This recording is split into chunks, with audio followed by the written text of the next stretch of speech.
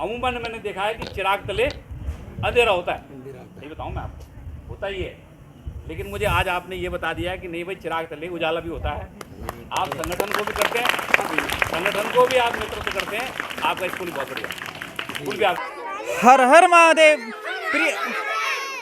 प्रिय बंधुओं, मैं आपका अपना उज्जवल सेरा कहूँ। चलिए एक बार मैं फिर पहुंचा हूँ जो हमारा डांडा लाखों खुदाने वाला है, जो हमारा स्कूल है। जिस तरीके से आज हमारे बीच में हमारे स्कूल के बच्चे हैं, जिस तरीके से कहा जाता है हमारे बच्चे मन के सच्चे। आज थोड़ा हम इन बच्चों से जानने का प्रयास करेंगे आज किस तरीके की इनकी शिक्षा है और किस तरीके से आज यहाँ एक रंगारंग कार्यक्रम का आयोजन होने जा रहा है। और आज हमारे बीच में जो हमारे मुख्य अतिथि अभी कुछ देर में हमारे बीच में पहुंचेंगे, थोड़ा हम इनसे और जानने का प्रयास करेंगे।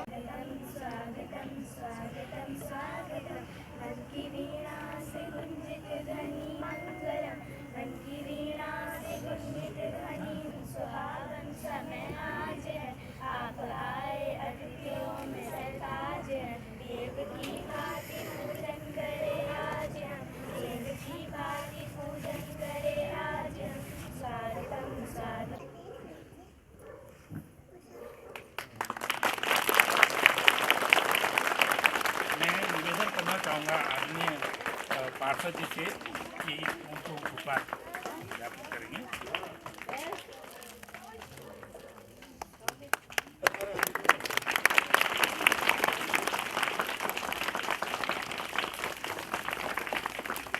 धन्यवाद सर। चलिए, जिस तरीके से आज जो हमारा यहाँ मैं कहूँगा एक बच्चों के लिए कार्यक्रम का आयोजन होगा, जिस तरीके से अभी हमारे जो शीतकालीन जो हमारी मतलब मैं कहूँगा हमारी जो सर्दियाँ आ रही हैं, सर्दियों के लिए जो आज हमारी माता जी हैं, माता जी की तरफ से आज हमारे बच्चों के लिए ट्रैक सूट की व्यवस्था हो गई है ना। वास्तव में जिस तरीके से वहाँ बोर्ड भी लगा हुआ है, मैं दिखाना चाहूँगा, उससे स्थान नहीं यादें बनाते हैं ना। और जिस तरीके से विनोद असवाल जी जो यहाँ के प्रधान अध्यापक हैं, इनके माध्यम से तरह तरह की जो यह कार्यक्रम की एक्टिविटी होती रहती है ना। तो जिस तरीके से एक उनकी याद में जो हमारे स्वर्गीय वीरेंद्र खत्री जी हैं है ना, अब हमारे बीच में नहीं रहे, कि जिस तरीके से उन्होंने बताया कि जब पहले उनके माध्यम से यहाँ हर एक चीज़ का संचालन होता रहता था, समय समय पर आज उनकी एक याद हमारे बीच में, अब हमारे बीच में बाबूजी नहीं रहे, जो कि भारतीय सेना में भी अपनी सेवा दे चुके हैं। और जिस तरीके से कहा जाता है जय जवान जय किसान, सीमा पर जवान और देश में किसान, दोनों अगर ना हो तो हमारा देश मतलब मैं कहूँगा एक तरीके से हमारा आधा अधूरा है। थोड़ा आज हमारे बीच में हमारी माता जी हैं, थोड़ा इनसे जानने का प्रयास करेंगे। माता जी, क्या नाम है आपका? कमला खत्री। कमला खत्री जी।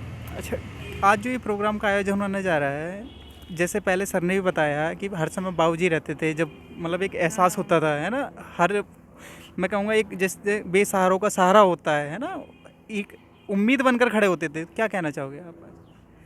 बस अब क्या कहना चाहूँ। चलो, ये थी हमारी, थोड़ा भावुक हो रही हैं आज हमारे बीच में जो हमारी माता जी हैं ना, बाबूजी नहीं रहे, थोड़ा सा हमारे कुछ और इनके साथ आए हुए हैं जो इनके सहयोगी कहूँगा, एक थोड़ा इनसे जानने का प्रयास करेंगे कैसे थे बाबूजी, उनका कैसा था अपना मतलब एक जो समाज के प्रति जो उनका व्यवहार था वो कैसा था। आपका नाम? बहुत अच्छा था, बबीता डिमरी। मेरा जब घर बना था तो मुझे बस वही सबसे पहले पड़ोसी वही नज़र आते थे। और जैसे मैं मतलब खड़े हो जाते थे यहाँ से कि बबीता कैसी है, तो मुझे चाचा जी वही लगते थे अपने ना। वो बोलते भी थे कि मैं तेरा चाचा हूँ। उनके बिना मतलब मुझे घर, जब तक वो नहीं आते थे तब तक मुझे अपना खाना खाया हुआ नहीं लगता था। मेरे घर में ज़रूर आते थे वो, अपनी उपस्थिति ज़रूर करते थे घर में ना। जब से वो नहीं आ रहे तब से मुझे ख़राब लग रहा, सुननापन लगता है। क्या कहना चाहोगे जिस तरीके से आज यहाँ एक थीम ही है कि मनुष्य स्थान नहीं यादें बनाता है, क्या कहना चाहोगे इसको लेकर? ये हमने इसीलिए इसमें ऐसा लिखा कि अगर यादें नहीं होती तो शायद हम यहाँ पर सब लोग बैठे नहीं होते हैं। सर, अंत में मैं आपसे ये पूछना चाहूँगा, जिस तरीके से जो आज हमारे सरकारी स्कूल हैं, कहीं ना कहीं जो प्राइवेट स्कूल हैं आप देख रहे हो कि उनमें इतनी भीड़ रहती है, इतनी मारामारी रहती है, कहीं ना कहीं जो सरकारी स्कूल में जो बच्चों की हमेशा संख्या कम रहती है, तो सरकार या आप लोगों की तरफ से ऐसा क्या कदम होगा कि जो बच्चों की संख्या यहाँ भी मतलब एक प्राइवेट को डिफीट कर सके? सर देखो, वैसे हमने काफ़ी प्रयास किया है और कर भी रहे हैं और करते भी रहेंगे। पिछले साल में हमारे पास 60 बच्चे रह गए थे, आज की डेट में 108 बच्चे हो गए, 120 हो गए थे। लेकिन कुछ पारिवारिक परिस्थितियों के कारण अब जब पेरेंट्स कहीं जा रहे हैं तो वो भी स्वयं जाएंगे। जब तक सारे ओवरऑल पूरे इस क्षेत्र के बच्चे हमारे विद्यालय में अध्ययनरत नहीं होंगे तब तक एक पठन पाठन की वो रूपरेखा नहीं आ पाएगी। और केवल हम वो बच्चे आ रहे हैं जो लोग बाहर से आ रहे हैं या इधर उधर से मजदूरी करने या छोटा मोटा काम करने आ रहे हैं, उनका काम यहाँ समाप्त हो गया, वो दूसरी जगह चले जा रहे हैं। साथ पे जो यहाँ कुल अध्यापक हैं वो टोटल 4 हैं, है ना? वहीं कल जिस तरीके से हम एक न्यूज़पेपर में एक हेडलाइन भी देखने के लिए मिली कि जहां हमारे 2 बच्चों पर 3 शिक्षक तैनात थे, है ना। तो कहीं ना कहीं जो प्राइवेट, मतलब मैं कहूँगा जो प्राइवेट सुविधा है, कहीं ना कहीं आज भी जो पेरेंट्स का रुझान है वो उनकी तरफ बढ़ता जा रहा है। सर मैं अंत में आपसे ये भी पूछना चाहूँगा, जैसे मानो कोई बिहार से आते हैं या कोई झारखंड से, जिस तरीके से आज जो यहाँ मजदूरी या जो लेबर का अपना काम करने के लिए आते हैं, तो जो बच्चों को अपने साथ लेके आते हैं तो उनका एडमिशन या उनकी पढ़ाई का किस तरीके से एक प्रोसेस होता है सर? हमारे उत्तराखंड सरकार की एक बहुत बड़ी पॉलिसी है कि उन्होंने एक सर्च ऑपरेशन टाइप का चला रहे। उन्होंने कहा जो बच्चे आउट ऑफ स्कूल हैं उनको विद्यालय तक जोड़े, चाहे वो 10 दिन के लिए रहे, चाहे 20 दिन के लिए रहे, चाहे पूरे सत्र रहे। अगर वो विद्यालय में आएगा तो कुछ ना कुछ समझ, पढ़ाई, बुद्धि, दिमाग, उसका स्तर बढ़ेगा, तो वो समाज में एक अच्छा मैसेज जाएगा। चलिए, जो हमारे बच्चों के अभिभावक जिन्हें कहा जाता है माता पिता, है ना, पेरेंट्स, आज हमारे बीच में, थोड़ा इनसे भी जानने का प्रयास करेंगे किस तरीके की स्कूलों में व्यवस्था होती है और आज ये मजबूर हैं या वास्तव में ये अपनी इच्छा से बच्चों को यहाँ भेजते हैं, है ना। थोड़ा जिस तरीके से कहते हैं आज जो हमारे सरकारी स्कूलों की स्थिति है वो एक तरीके से मैं कहूँगा उन्हीं लोगों पर टिका हुआ है कि वास्तव में जिनके पास कहीं ना कहीं जिनकी आर्थिक स्थिति कमज़ोर होती है। तो आर्थिक स्थिति थोड़ा हम इनसे जानने का प्रयास करेंगे। सर आपका नाम? शरद प्रसाद। शरद प्रसाद जी। शरद प्रसाद जी, क्या कहना चाहोगे आज आप शिक्षा व्यवस्था को लेकर? सर्वप्रथम मैं यहाँ पर जितने भी लोग आए हैं सभी को नमस्कार करता हूँ। और यहाँ के जो टीचर लोग हैं, सबसे पहले तो इनका बहुत धन्यवाद। इनके सानिध्य में हमारे बच्चे जो है बहुत आगे बढ़ रहे हैं। और मेरा सभी अभिभावकों से यही निवेदन रहता है कि आप भी अपने बच्चों को जो है सरकारी स्कूल में डालें, ताकि जो है सभी लोग जो है इससे प्रेरित हों कि सरकारी स्कूल में पढ़ने वाले बच्चे भी जो है ये जो प्राइवेट स्कूल में पढ़ा रहे हैं उनके समतुल्य आ जाएं या उनसे आगे रहें। कहीं ना कहीं देखा जाता है जितने भी जो हमारे पॉलिटिक्स में जो नेता हैं या राजनेता हो गए या मैं एक बात करूंगा कि जो स्कूल में जो या शिक्षक पढ़ा रहे हैं, कहीं ना कहीं जो उनके बच्चे हैं वो भी प्राइवेट का सिखा रहे हैं।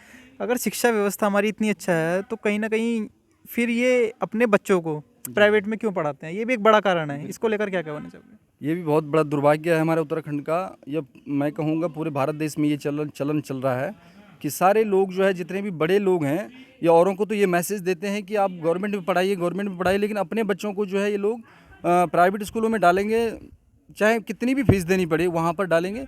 और छोटे तबके लोगों को, मीडियम लोगों को, हम लोगों को ये कहेंगे कि आप जो है गवर्नमेंट में डालें। और हमसे ही इनका जो है ग्राफ बढ़ रहा है कि हमने गवर्नमेंट में इतनी व्यवस्थाएं कर रखी है।